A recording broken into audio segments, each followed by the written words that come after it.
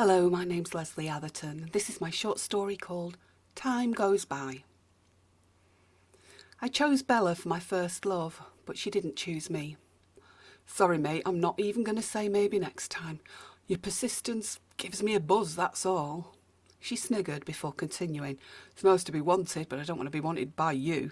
You're so not my type. Devastated, I crept away. She was just the first in what would be a long line of rejectors.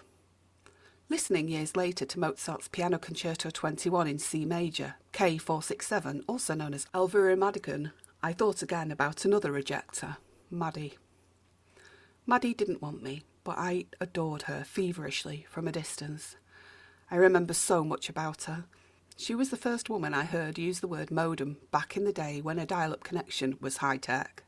She used to smile when she looked at me, and I would blush when she brought me forms to complete.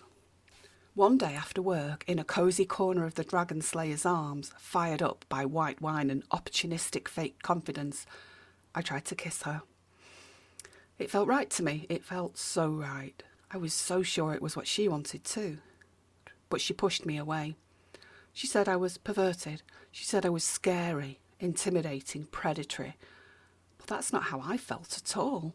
I felt as soft as a whisper, as loving as a blessing, as impassioned as a thwarted lover, which is exactly what I was. Mozart was also as loving as a blessing and as soft as a whisper. Can you imagine writing so much amazing music you needed to name each piece with a number rather than a name?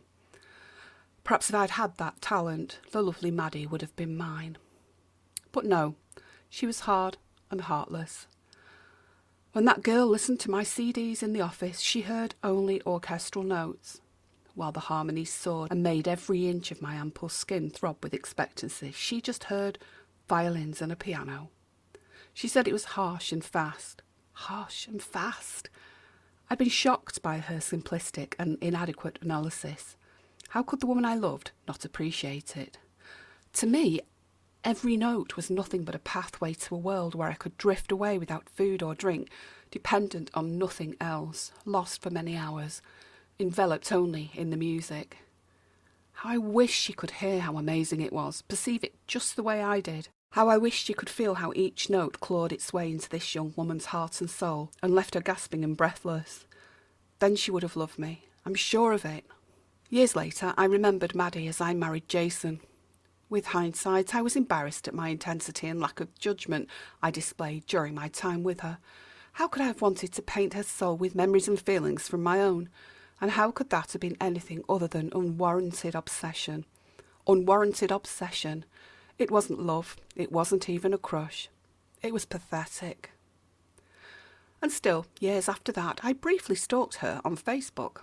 She was happy, newly married to a wife who made her laugh. They went to the gym, they holidayed with friends, and they had children. Oh God, Maddie, how different things could have been if I'd given it time, allowed you to realise what we had together, and allowed me to grow out of the gauche complexity of undefined sexuality. I do hope you and Kaz are happy, Maddie. I do hope she gives you what I couldn't. I won't add you as a Facebook friend, Maddie, and I won't get upset each time I think of you.